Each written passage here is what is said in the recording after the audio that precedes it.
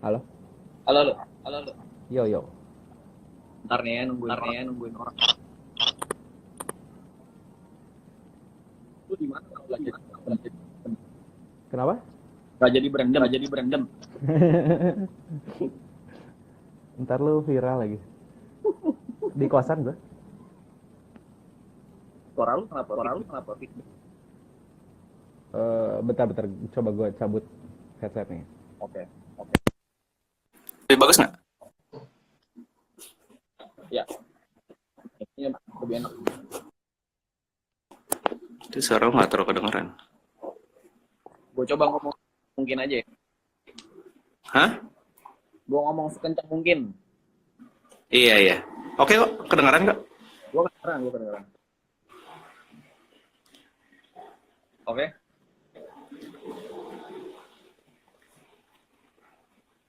Orang tuh harus jauh ya biasanya ya.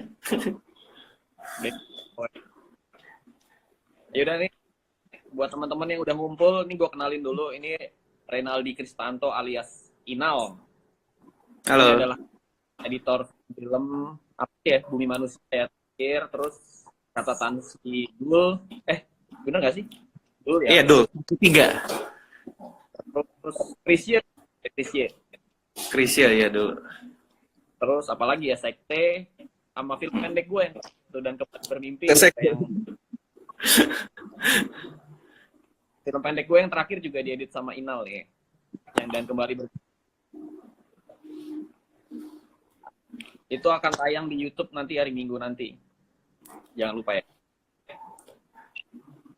Terus Nal, kenal dulu dong Nal. Lo pertama kali kenal sama film tuh gimana sih? Gimana? Lo pertama kali sama film tuh gimana ceritanya? Jadi, wah, panjang nih, enggak sih lebay. Jadi dulu emang suka nonton kan. Suka nonton, terus SMA kelas 1 tuh dulu sempat gereja-gerejaan gitu. Terus diajarin ngedit. Oke. Diajarin ngedit, sering tuh bikin film pendek apa. Tapi cuma sebatas itu. Waktu kelas 3 SMA, itu gue masih kepikiran buat ngambil elektro Oke. Itu di Bandung ya? di Bandung. Terus tiba-tiba temen gue ngomong, "Nal, lu kenapa nggak ngambil perfilman aja?" Langsung, wah, emang ada ya? Akhirnya cari tahu, adalah masuklah sekolah film. Terus dari situ makin mendalami sih sebenarnya. Tapi basically emang dari awal emang suka nonton aja sih, simple suka nonton gitu. Lo kenapa mutusin masuk IKJ Nal waktu itu Nal? Nggak ada lagi waktu itu. Soalnya waktu itu tuh pilihannya antara IKJ atau Unpad. Unpad itu broadcasting, tau gue. Oke. Terus pas lihat IKJ, gue ngeliat si brosur sama mata kuliahnya, gue langsung serak sih. Dalam artian IKJ lebih segmented, langsung teknis film gitu.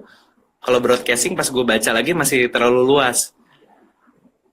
Oke. Jadi Itu. karena lo emang awalnya udah pengen film gitu ya berarti? Iya, gue nggak daftar yang mana-mana lagi, gue nggak ngetes yang lain. Nah, terus pas proses, gue pengen tahu nih pas proses lo masuk IKJ, itu kan sebenarnya nggak langsung penjurusan ya, nggak langsung editing. Nah, itu proses sih pencarian lo sampai akhirnya lo memutuskan untuk ya udah gue editing. Oh, oke. Pertamanya kan umum tuh, kita belajar semua tuh, dan kebanyakan sih, gue pribadi waktu itu sempat tertarik ke directing juga, Jess. Standar kan, wah directing nih gini, terus gue cobain sempat kalau masuk penjurusan itu semua penjurusannya, misalnya kita mau ngambil directing nih ya, si directing kita itu harus A, terus editing harus A, terus ada beberapa persyaratan lah. Nah, waktu itu gue galau antara editing atau directing. Terus tiba-tiba di semester ketiga directing gua tuh B. Terus gua sesimpel males ngulang. Terus udah deh, gue editing juga gue suka gitu. Tapi setelah gue ngambil editing, gue bersyukur sih gue nggak directing.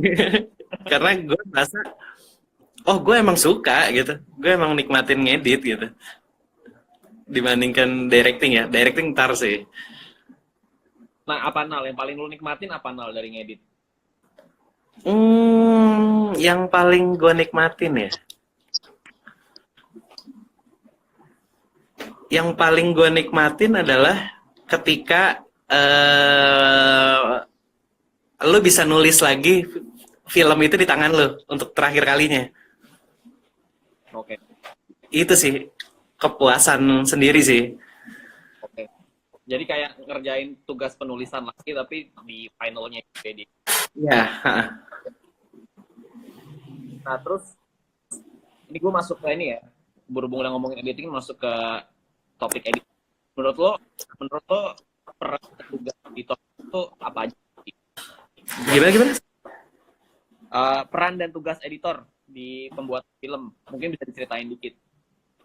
Editing tuh kan sebenarnya ada dua nih, editor offline sama online kan. Editor online itu ada visual effect, ada colorist. Kan aku editor offline. Editor offline tuh sebenarnya job desk-nya adalah menyusun shot-shot yang dari syuting sehingga jadi satu kesatuan. Ya kesatuan cerita terus struktur mood itu di editor offline. Kalau online bedanya apa? Offline sama online bedanya apa sih? Mungkin boleh diceritain ke teman-teman.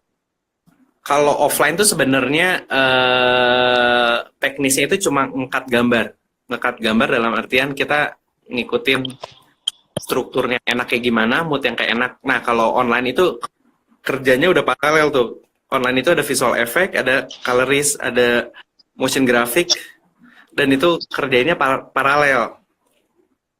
Oke. Nah, ya kurang lebih gitu.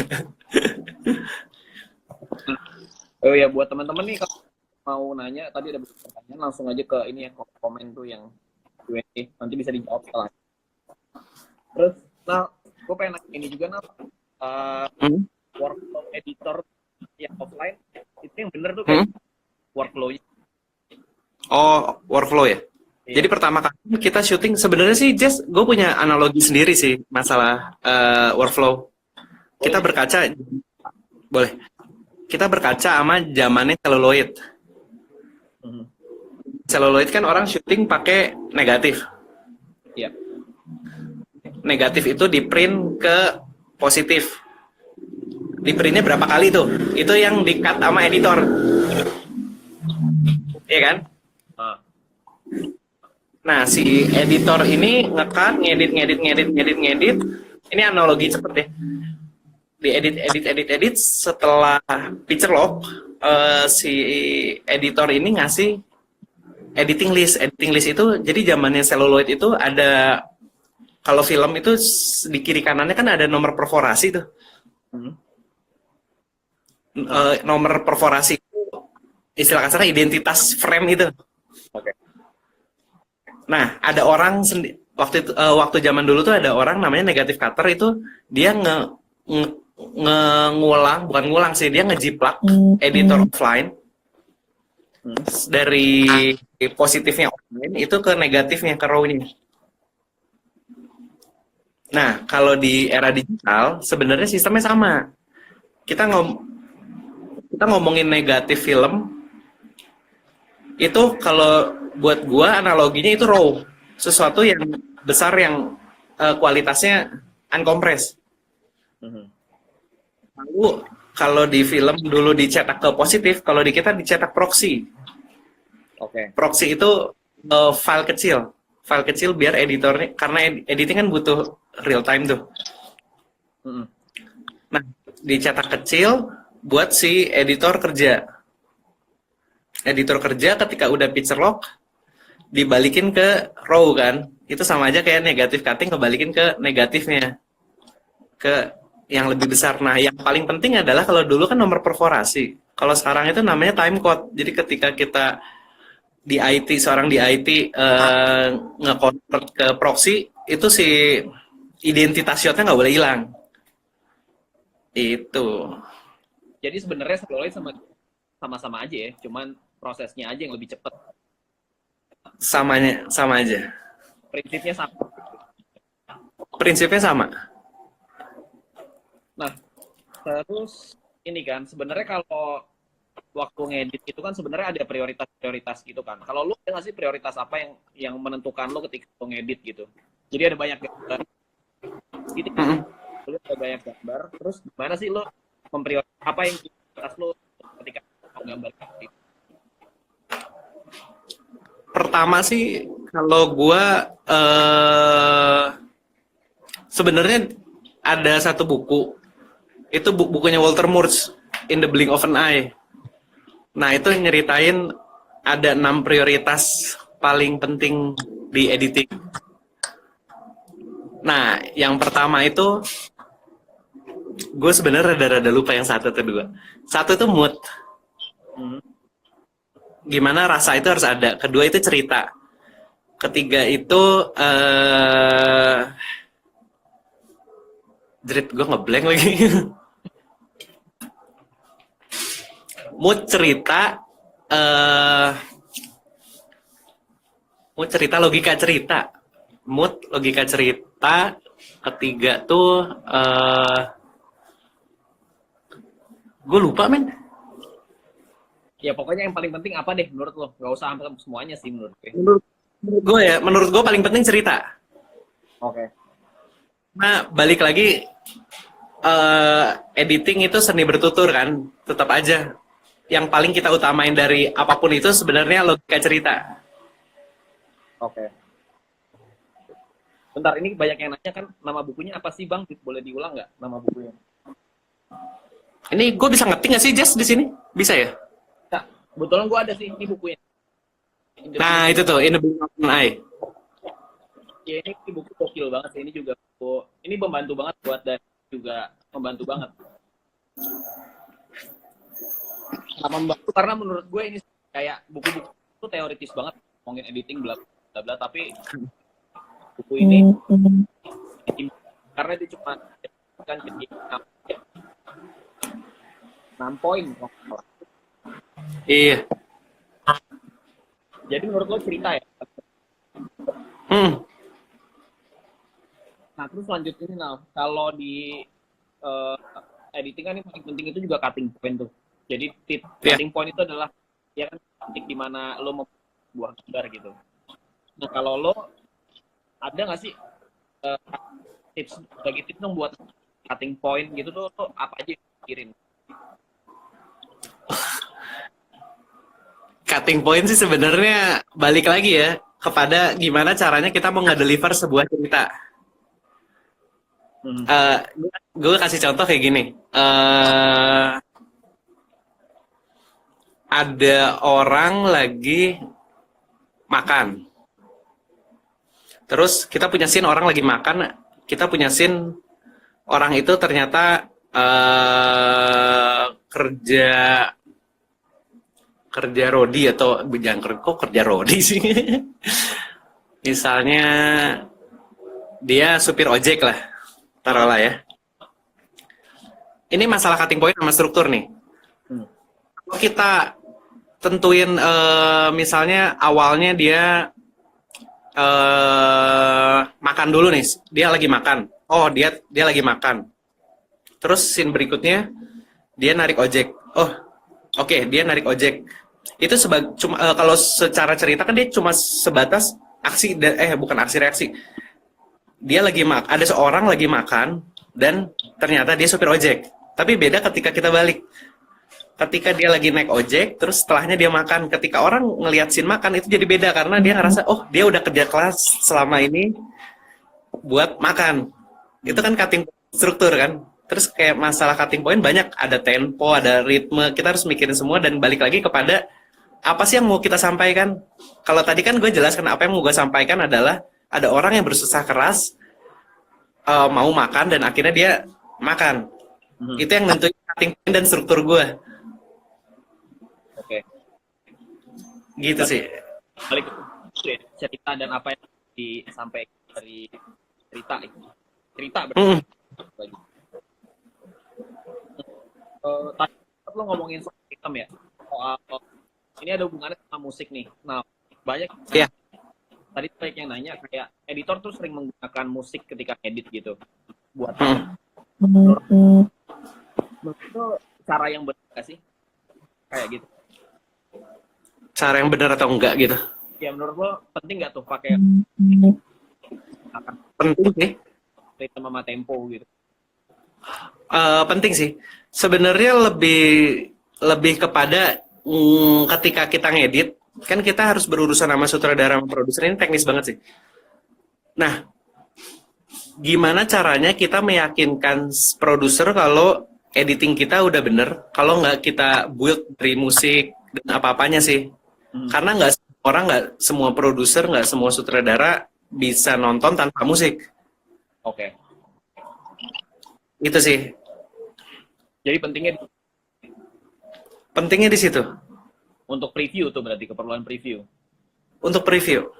Oke. Nah, ini tadi lu singgung soal sutradara nih. Gue jadi kayak menurut lo penting nggak sih sutradara itu melek editing? Penting banget. Kenapa? Karena kalau menurut gua basic dari film itu editing, karena gimana pun seorang penulis menulis cerita sebagus apapun, sutradara menterjemahkannya kepada visual dan semua orang bekerja keras, balik lagi penyusunan cerita terakhir itu di editing.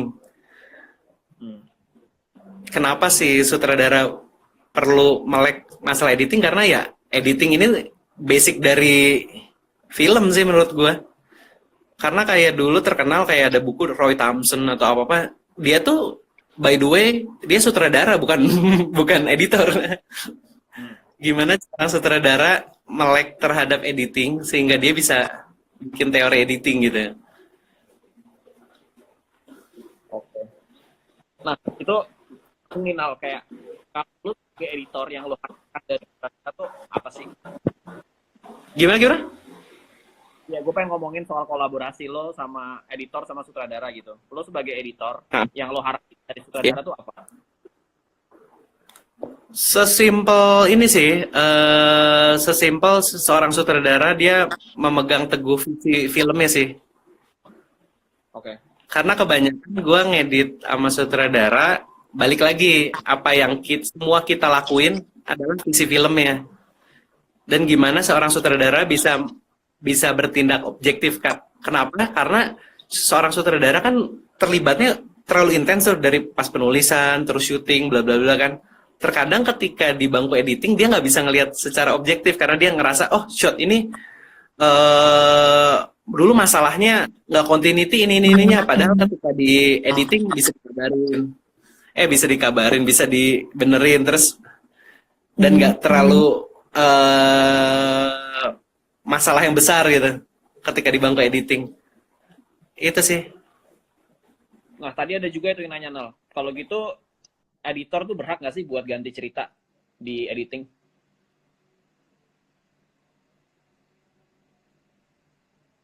Oh, no. Halo, Nel.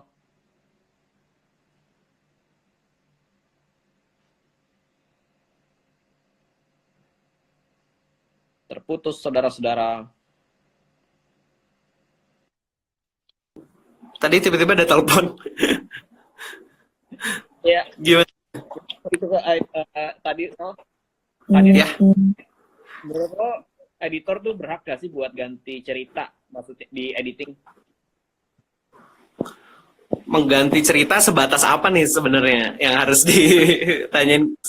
Sebenarnya editor bekerja base dari skenario kan. Apa yang menjadi keutamaan dari gua pas ngedit adalah cerita, karena cerita ini sesuatu skenario ini sesuatu yang udah disepakatin oleh produser dan sutradara dan penulis, tapi bukan skrip detailnya ya, maksud gua cerita keseluruhan. Nah, si ini tuh kayak perjanjiannya lah, perjanjian semua orang nih, gue mau bikin film tentang ini. Nah, kita berpegang sama itu sih. Apa yang kita rubah mungkin kayak kecil-kecil untuk melengkapi atau bikin si cerita ini jauh lebih bagus, tapi tetap ada track si cerita itunya sendiri. Menjawab nggak tuh? Gimana boleh diulangin? Jadi sejauh apa sih boleh diganti ceritanya? Editor boleh ganti Sejauh, cerita. sejauh apa sebenarnya kita harus diskusinya antara sutradara dan produser juga sih, Jess. Intinya sih itu. Oke. Lu punya cerita nih, lu punya cerita besar, ada pesan yang pengen lu sampaikan. Mungkin ketika syuting ada yang nggak works, itu bisa kita akalin di editing, misalnya dirubah strukturnya dikit. Tapi untuk ngerubah pesan besar dari filmnya kita nggak bisa. Itu bukan ranah kita, itu harus keputusan bersama.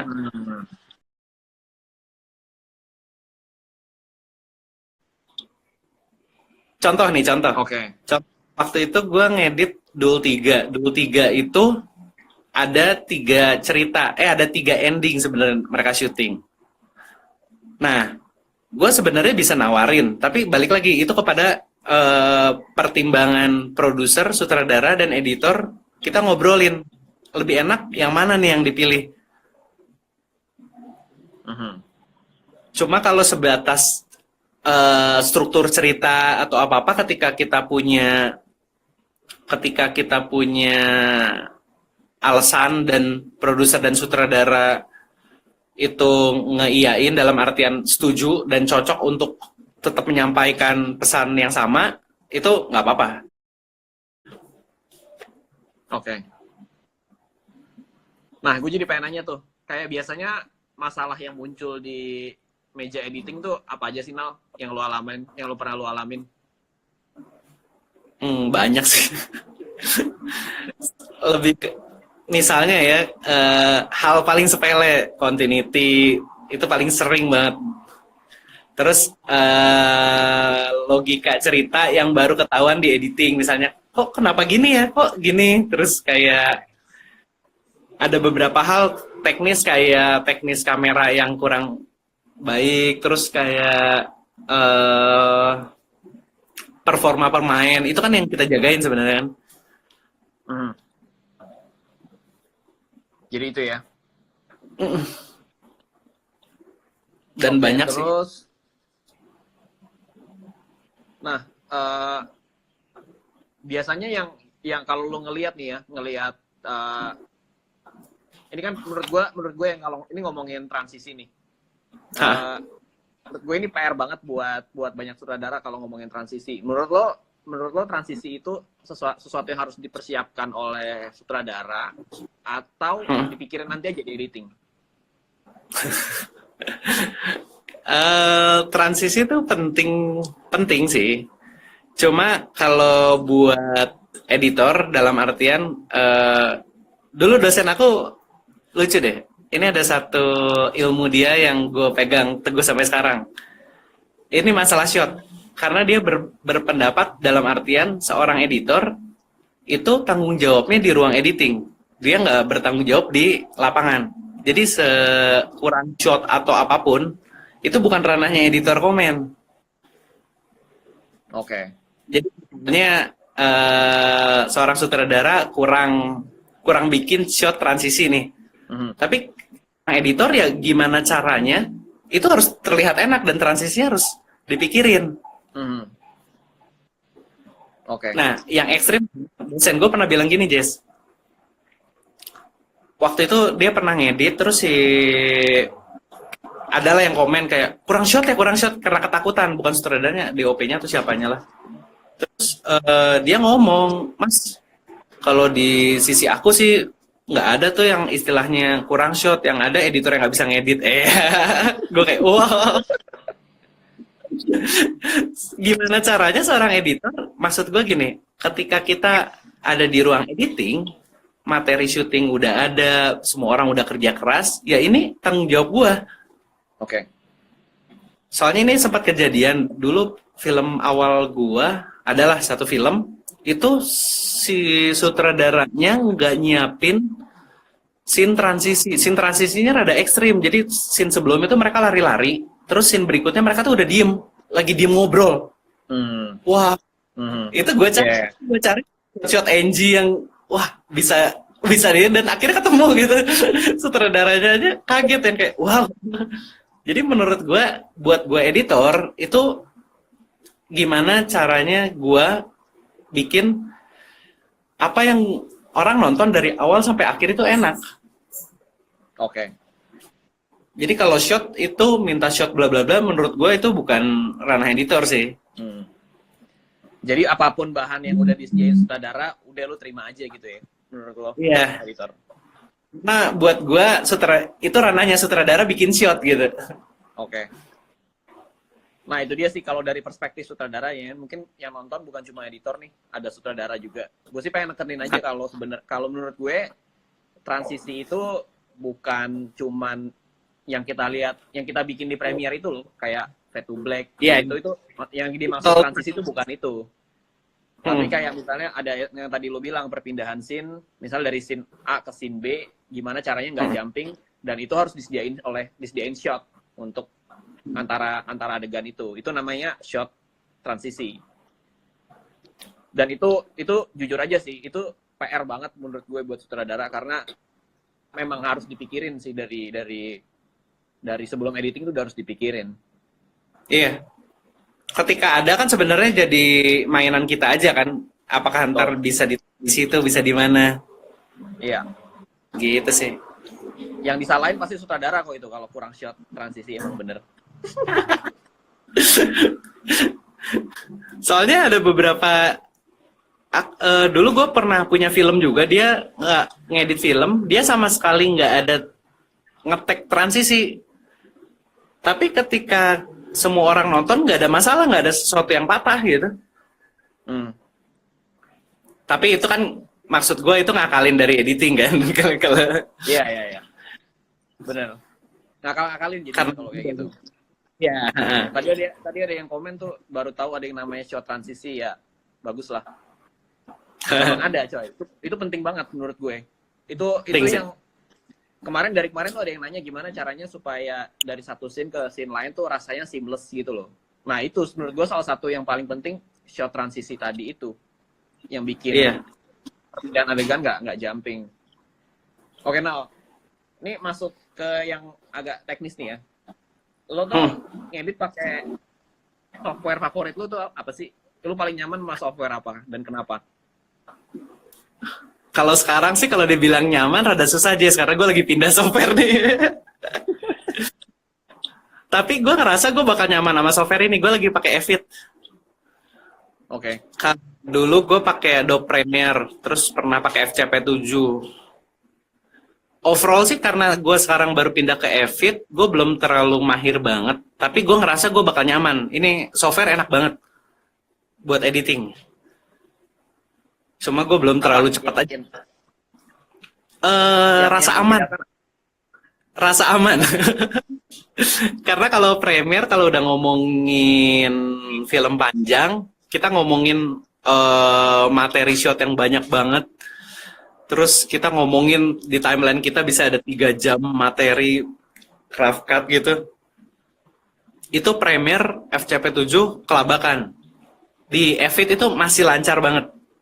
Evit lancar banget. Oke. Gitu. Jadi lo ntar ngedit film gue pakai Evit jadinya? Evit, ini juga gue lagi jajal Evit. Nah, itu kan ngomongin teknologi kan itu cepet banget ya, Nal ya? Iya.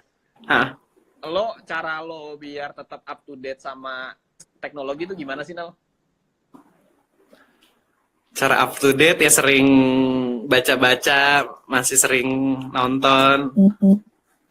Anyway, bahasanya kan gue punya post pro juga nih, jadi masalah teknologi penting banget sih. Apalagi kita ngikutin iklan kamera sekarang dari Lumix, terus waktu kemarin A7S, itu kan cepet banget tuh. Harus update aja sih. Maksud gue Walter Murch ya. Anyway, bahasa tentang Walter Murch. Dia kan editor tua. Tapi editor tua yang paling update masalah software, Jess. dia kan emang Avid sih. Cuma ketika waktu kemarin keluar FCPX dia sempat jadi pembicaranya. Maksud gue untuk setua dia, terus dia masih update masalah teknologi gitu. Oke. Itu penting. Karena menurut gue editor itu emang editorial thinking paling penting. Tapi ini kan senjata kita nih. Senjata kita kan komputer dan teknologi kan. Gimana caranya kita harus nguasain juga. Itu sih. Nah, oke. Nah, kalau tadi tuh ada yang nanya juga, kalau buat bagi beginners yang pengen mulai ngedit gitu, lo nyaranin pakai software apa sih yang paling enak? Kalau buat beginners, Adobe Premiere lebih simpel sih. Kalau menurut gue ya, karena gue lahirnya di Premiere ya. Bahkan dari Final Cut juga menurut lo? Enggak. Final Cut tuh karena rewel dia, udah nggak diupdate. Adobe Premiere sih, Jess. Premiere ya paling nyaman ya.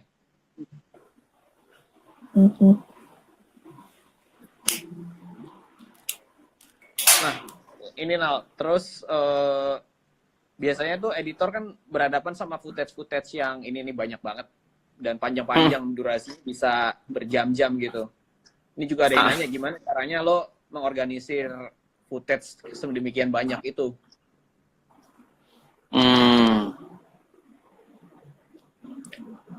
Kalau sistem kerja gue ya, gue punya bin isinya per day. Per day itu urutan dari syuting lah. Shot-shotnya ada tuh. Udah gitu dari per day biasanya gue punya per 5 scene. Itu biasanya rough cut asisten. Jadi asisten ketika udah ngelihat materi, dia nge-rough cut, dimasukin ke bin yang scene 1 sampai scene 5, scene 6, per 5 scene itu. Okay. Itu sih. Kalau gue ya. Soalnya kalau ini banyak editor beda-beda sih. Ada yang di rename, terus ada yang apa, beda-beda sih. Oke. Gitu. Nah, ini gue masuk ke pertanyaan dari teman-teman nih ya. Mulai dari apa nih ya? Ini kali ya. Perputaran file antara editor dan sound designer tuh kayak gimana? Perputaran. Biasanya sih, ini ada banyak cara sih. Biasanya kalau syuting kan data file kamera sama audio kan terpisah tuh. Ada beberapa yang di-sync dahulu sama di IT-nya atau sama sound designer-nya. Udah gitu baru dikirim ke kita udah sync. Nah, nanti ketika kita udah ngedit, udah picture lock, kita oper lagi. Bentuknya tuh biasanya OMF. Itu sih. Nah, terus itu OMF untuk sound. Kalau yang untuk gambar ada juga? XML atau nggak IDL. Kalau di Avid sekarang AAF namanya. Cuma lebih familiar orang XML IDL sih. Nah, itu kan di dalam editing ini banyak banget nih tadi software. Dari satu proses aja lo udah berkaitan sama banyak banget nih software. Software sound, software color. Nah, itu menurut lo, kalau lo gimana caranya nanganin antar software itu tuh biar enak kerjanya? Pertama kita harus ngerti workflow-nya dulu sih, dalam artian ketika orang mau syuting kita harus sudah tahu, oh kameranya ini, terus di IT-nya siapa, di IT itu loadernya lah. Itu kita udah harus ngobrol tuh, workflow gue biasanya ngedit gimana, terus gimana. Cuma balik lagi, yang harus dipahamin satu sih, yang tadi di awal gue buka sih, yang kita harus paham betul konsep celluloid, di mana negatif jadi positif, bla bla bla, di mana time code itu penting. Jadi apapun softwarenya, ketika kita tahu metodenya, oh cuma pindah ke sini, berarti kita butuh XML. XML itu IDL. Gitu-gitu sih. Oke. Berarti memahami workflow keseluruhan. Memahami workflow keseluruhan. Nah, itu tadi juga ada yang nanya tuh, Nal. Ini berkaitan sama pertanyaan yang tadi itu, ada soal kamera. Menurut lo, editor penting nggak sih buat tahu soal apa teknologi kamera? Ngerti dikit sih, cuma untuk mendalami sih gue juga nggak terlalu mendalami sih. Yang penting workflow-nya sih Jess kalau di editor. Tapi penting, tadi lu bilang kan ini kan, kayak lo perlu tahu kamera apa yang digunakan. Misalnya gue pakai Alexa Mini nih. Editor tuh perlu tahu. Taunya sebatas harus jauh apa taunya? Menurut lo? Taunya sebatas, sebenarnya yang paling penting buat editor adalah aspek rasio lu di berapa, terus bikin proxy-nya di IT-nya siapa. Sebenarnya lebih kepada itu sih Jess, nggak yang gimana-gimana. Oke. Untuk keperluan ini aja ya, keperluan workflow teknis gitu ya. Tapi berarti untuk tahu mendalam soal kamera nggak penting bagi ya, berarti buat editor kan. Oke. Yang penting kedua ini sih Jess, kalau kamera itu karakter sama, biasa sih kalau orang luar mainnya udah pakai LUT ya. Dalam artian biasanya sutradara udah tahu nih warnanya mau kayak gimana. Itu pas di editing udah dimasukin LUT-nya tuh. Oke. Nah, kenapa itu jadi penting? Karena ketika kita ngedit beda warna, itu berpengaruh sama cutting point. Dalam artian kayak gini. Hal sesimpel ketika misalnya ya, taruhlah film next lu mau stylish banget nih, kontras banget, terus warnanya keluar banget. Editor kan harus ngitung orang capek nggak lihat segini, terus cutting segini kecepetan nggak? Itu sih. Oke. Kalau orang luar Hollywood tuh selalu dia bikin LUT dulu. Itu di Indonesia sering sih, udah mulai beberapa digituin sih. Oke. Ini lanjut ke pertanyaan nih, ada yang nyambung banget. Ini pertanyaannya, bagaimana cara melatih feel atau kepekaan dalam editing? Itu jawabannya cuma satu sih, sering nonton. Nah, itu penting sih. Betul. Gimana tuh? Emang apa yang lo dapat kalau lo nonton? Apa yang mesti lo perhatiin? Mungkin bisa di-share. Editor kan sebenarnya kalau di tahap movie maker adalah dia sebenarnya sudut pandang penonton kan. Iya. Nah, ketika lu nonton film, kalau gue nonton film ya gue sebagai penonton gitu. Gue nikmatin ceritanya apakah dapet, terus apa-apanya feel-nya dapet, ceritanya aneh nggak, terus transisinya, terus apakah pesan yang mau disampaikan dapet, gitu-gitu sih. Dan itu ngelatih apa ya? Ngelatih feel. Cuma gue juga nggak ngerti, gue nggak bisa menjelaskan secara teoritis itu sebenarnya. Karena feel itu kan ngomong banget kan, dan tiap orang punya tempo. Gue sih percayanya gini Jess, ketika lu sering ngelihat film bagus, terus tiba-tiba lu dikasih satu film yang berbeda, lu pasti ngerasa itu berbeda kan, karena itu udah jadi kebiasaan lu kan. Nah, teori gue cuma sebatas itu doang. Ketika lu sering nonton film, lu bakal tahu, oh ini film bagus, ini film enggak. Itu kan base dari perasaan kan. Iya. Nah, ini nyambung lagi nih Nel pertanyaannya. Pertanyaan ini nih. Top 3 film favorit Inal dengan editing yang oke menurut lo apa, Nal? Ini film gua atau bukan? Atau Nah, film sih. Kayaknya film ini deh, film yang bukan editan lo deh, biar fair. Oke. Film Hollywood aja ya. Boleh. Top 3 editan film ya. Lu banyak sih. Dunkirk salah satunya sih. Dunkirk keren banget sih. Dunkirk itu keren. Apa tuh? Apa yang paling lu suka dari Dunkirk tuh apanya? Yang lu rasain apa dari editingnya mungkin? Teori waktunya sih. Gawat sih dia. Kayak gimana cara dia bisa ngegambarin 3 waktu dengan masing-masing. Terus ketegangannya dapat dan ketemu di tengah, itu jenius sih menurut gue. Itu gawat sih editornya. Terus apalagi ya editing yang gue suka ya? Lo pernah nonton ini nggak, Jess? Vice? itu nominasi Oscar setahun atau 2 tahun yang lalu. yang Christian Bale ya? Iya, Iya, iya. itu gede banget. Itu tuh kayak, lo nonton gak tapi? Gue belum nonton tuh. Yang Nonton deh. Hmm. Itu menurut gua editingnya nggak ketebak sih, dalam artian kayak dia kayak ngedit dokumenter gaya bebas, tapi tetap jalan editingnya. Oke. itu gawat sih. Terus apa lagi ya? Apa lagi? Yang apa lagi yang gawat banget? Whiplash itu kan. Whiplash gawat sih. Whiplash boleh deh. Whiplash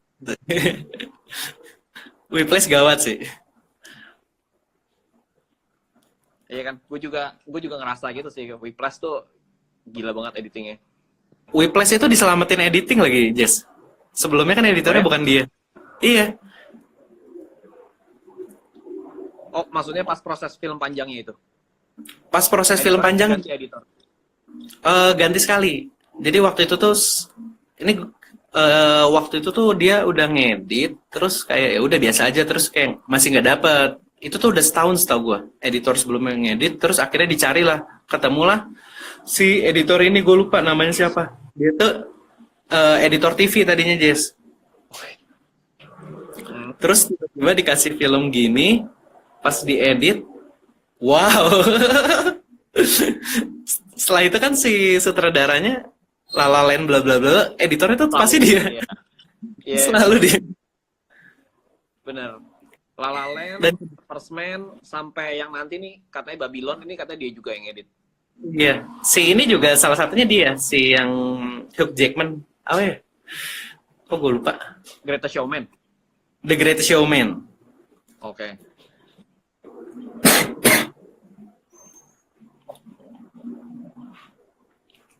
Terus Nah, apa ini lagi ya? Ya, udah 3. Ini lanjut aja nih ya. Tadi komen ada yang bagus Ah. nih kayaknya. Editor kan harus punya directorial thinking. Lalu lebih enak mana editor waktu ngedit didampingin sutradara atau garap sendiri dulu baru ditunjukin ke sutradara? Wah, ini oh, penting. kalau gua sih biasanya gua ngedit dulu sampai draft 1, baru gua kasih lihat sutradara, dan itu rata-rata sih gua enakin seenak-enaknya. Kenapa? Karena kalau pengalaman gue ya, ini karena pengalaman iklan sih sebenarnya. Pengalaman gue ketika seorang klien nonton ada yang nggak enak, dia bakal coba nyari solusi yang bukan masalahnya gitu loh, malah nambah. Oh, oke. Nah, kenapa enak di editor dulu? Kalau gue sih lebih berprinsip biarin draft 1 ini sudut pandang editor. Hmm.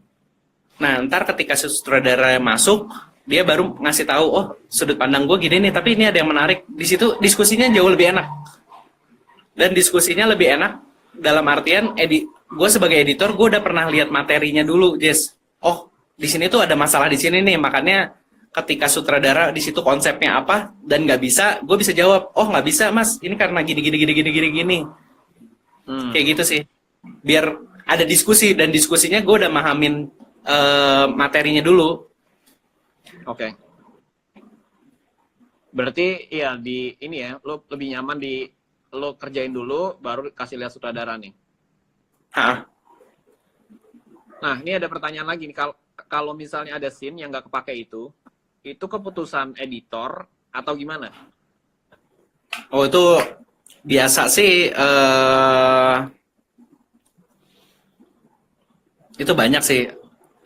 Biasa editor bisa juga editor nggak pakai dulu, ntar baru diobrolin. Tapi tetap itu harus persetujuan sutradara sama produser untuk ngebuang scene itu. Dan kenapa dibuang? Alasannya harus kuat sih, karena itu kan uang juga ya kalau buang scene. Dan alasan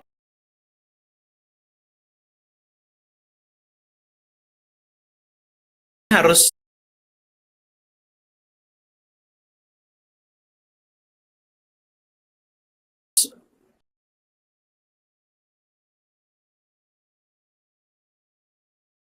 kepada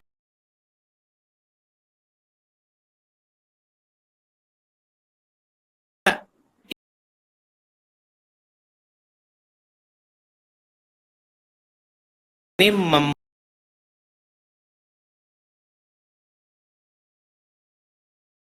membuat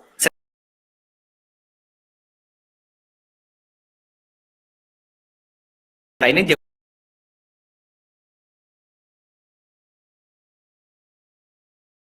lebih baik.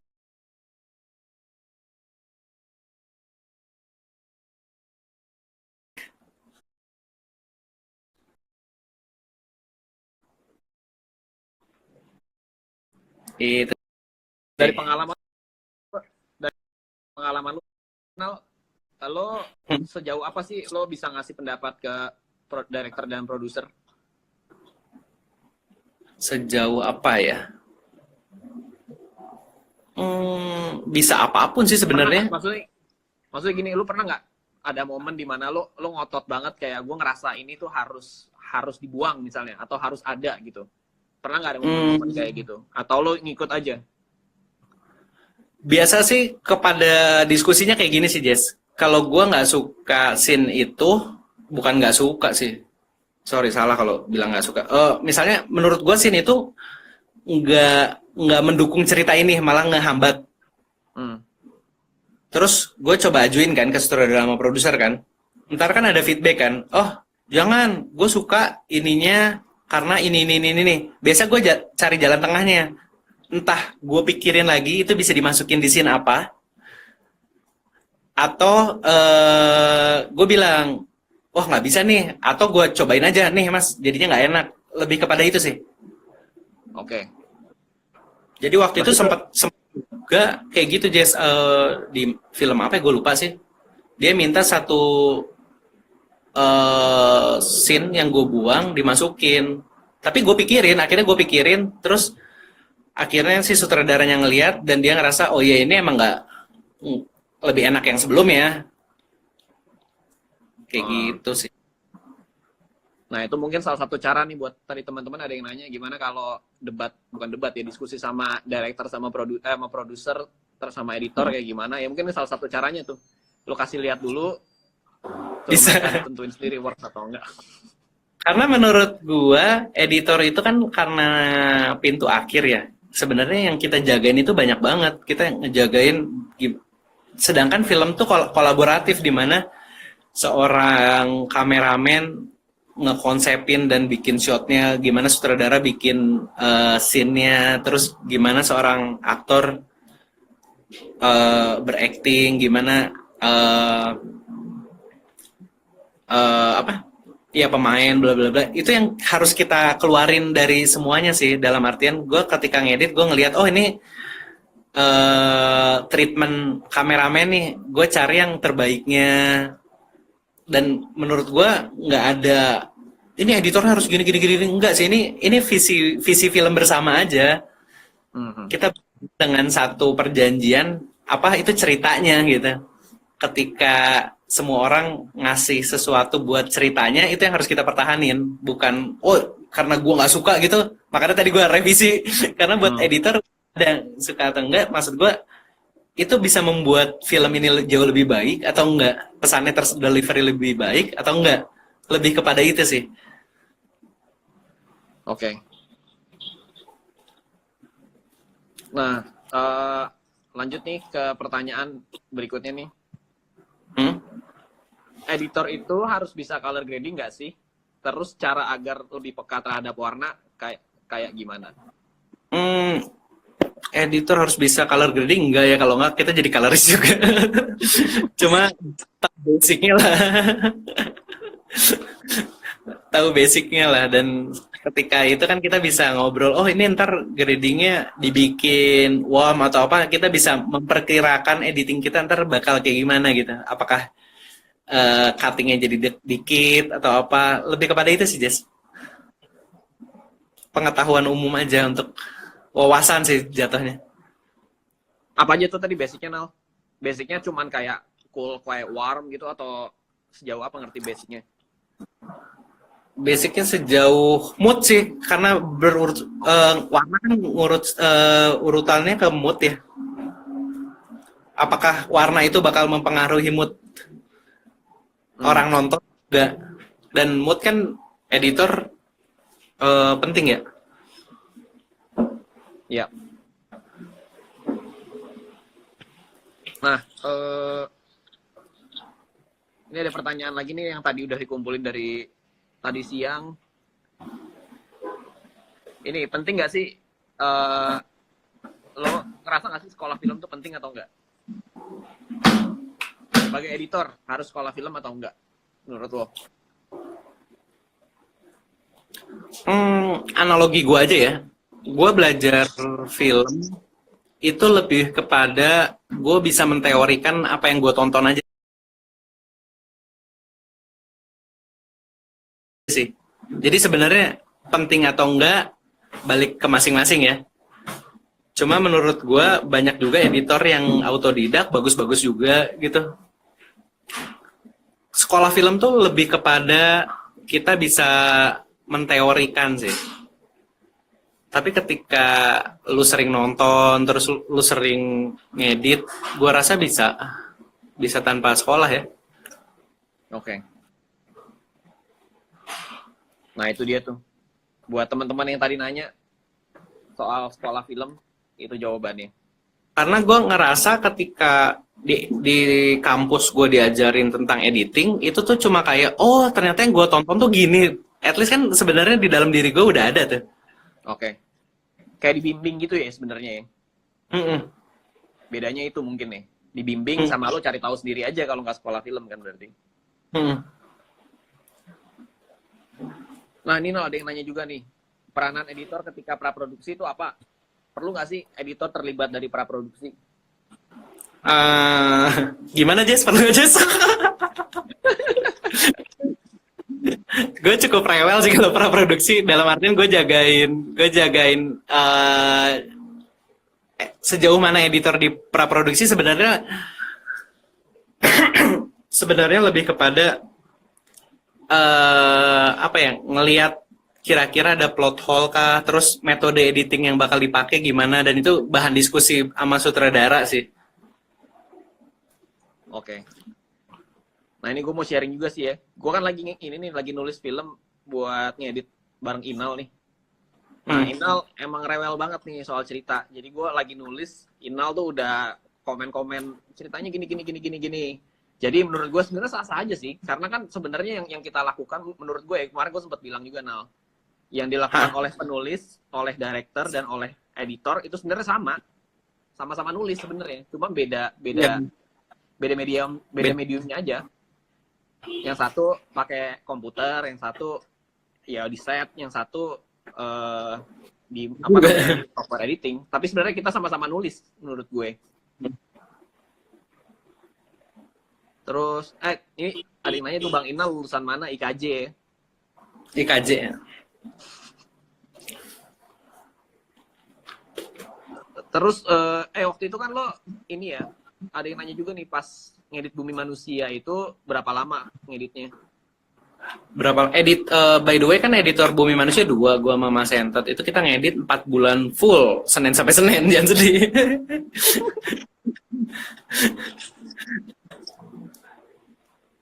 Berarti 4 bulan tuh. 4 bulan itu udah berdua ya berarti? 4 bulan itu jalan paralel loh, Jess. Dua komputer.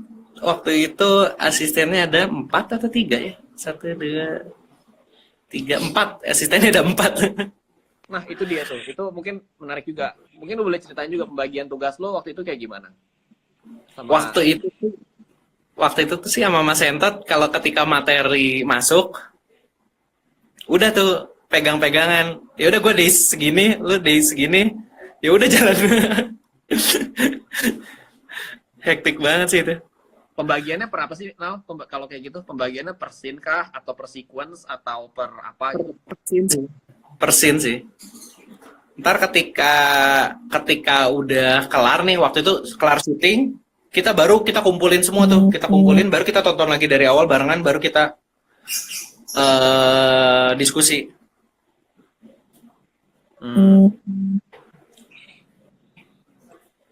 Nah kalau tadi kan itu ada total berapa sih nih kira-kira ya? Kalau ratusan gitu ya? Lo pembagiannya beneran saklek tuh dibagi 2 gitu? waktu itu? Ntar aja sih sebenarnya, karena kan waktu itu sempat dikirim tuh, jadi nggak yang pas udah kelar baru dikirim semua kan. Jadi kirim hard disk, udah tuh langsung bagi. Ya udah mas, gue day segini, mas day segini, gue day segini, mas day segitu, gitu sih. Nah, ini menarik juga. Soalnya di buku ini ya, yang tadi kita bahas nih, In the Blink of an Eye ini, Hah? ada satu bab yang membahas khusus soal itu, soal editor yang lebih dari satu dan kerjanya samanya sama asisten editor. Kalau lu sendiri lebih nyaman kerja sendiri atau kayak gitu satu tim bareng-bareng? Wah, ini tergantung sih sebenarnya. Kalau buat kayak Bumi Manusia waktu itu kenapa jadi duaan terus dua komputer karena waktu sih Jess. Oke. Kalau enak sebenarnya sendiri lebih enak. Plus minus sih sebenarnya. Ada buat film-film kayak Bumi Manusia kalau dipegang sendiri itu bisa sakit kuning sih kayaknya. Beban-bebannya itu loh. Apalagi Mas Hanung itu tipikal setiap scene-nya kompleks banget. Biasa gue ngedit sehari bisa 20 scene, ketemu scene-scene-nya Mas Hanung tuh ya sehari cuma 2 scene, 3 scene. Kompleks banget. Kompleksnya kenapa tuh, Nal? Boleh ceritanya? Apa karena shotnya banyak, blockingnya ribet, apanya yang bikin ribet, yang rumit? Menurut gua keunggulannya Mas Hanung ya, dia bisa bikin satu scene itu hidup banget dalam artian ekstrasnya penting, terus ntar dia kemana-mana di sebelah kirinya ada peristiwa apa, ini ada peristiwa apa, semuanya hidup gitu Jess. Oke. Itu yang bikin ribet ya? Dengan dia itu pertama, kedua syutingnya 2 kamera. Terus take-nya banyak dan semua shotnya bagus.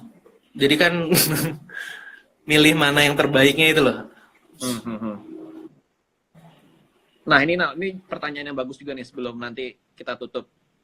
Mas dalam mengedit scene dialog biasanya ada apa patokan kapan ngasih shot tokoh dan kapan ngasih reaction shot? Ngomongin reaction shot nih, ini penting banget juga dalam editing.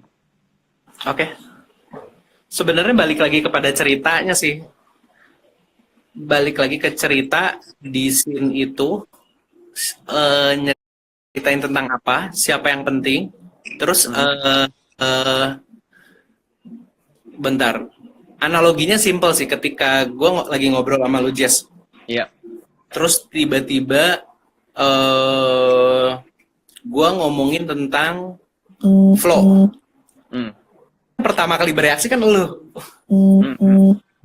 Nah, tapi ada beberapa kayak misalnya scene drama tuh. Biasanya kalau scene drama kita pantengin di satu shot siapa yang paling kena atau apa-apa itu pertimbangannya sih. Tapi pertimbangannya balik lagi kepada cerita, kebutuhan cerita. Di scene itu siapa sih yang paling penting dan lagi ngomongin apa? Ketika ngomongin apa, logika ceritanya siapa sih yang pertama kali bereaksi? Dan apakah butuh reaksi orang lainnya lagi, dan siapa yang harus telat reaksinya boleh, atau apakah reaksi orang lain nggak terlalu penting. Lebih kepada logika cerita gitu sih Jess. Balik lagi kepada kalau sampein. Nah itu kan juga sama Nal yang kayak gue bilang tadi, itu sebenarnya sama kayak directing tuh. Karena kan di directing ketika lu membuat sebuah adegan yang lu tentuin juga sama tuh, kayak ini adegan milik siapa. Karena nggak mungkin kan satu adegan itu punya semua orang tuh, nggak mungkin. Satu adegan itu pasti punya satu karakter.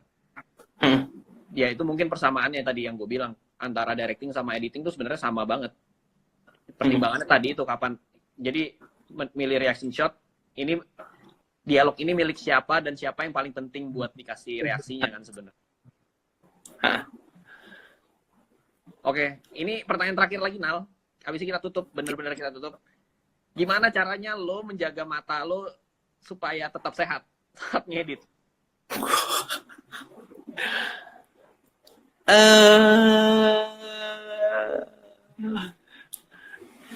Sebenarnya kalau ketika gue ngedit gue usahain lampu itu cuma dikit, jadi gelap, lampu kuning. Kenapa? Itu biar nggak capek sih sebenarnya.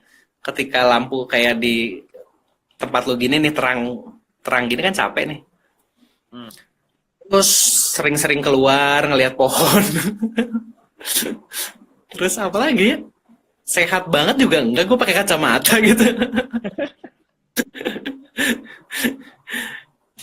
Tuh banyak Eh, banget dari tadi. Gue bingung yang nanyain deh. Tips hidup sehat editor tuh gimana? Mungkin apa pada ngerasa nggak sehat kali ya? sering olahraga lah, sering Oh, olahraga. yoga bener ya. Inal kan yoga kan? Lo yoga kan? Gue yoga sama sepedahan, ha. Nah iya. Biar tenang. Ini itu tuh ya. Sama lihat yang ijo-ijo.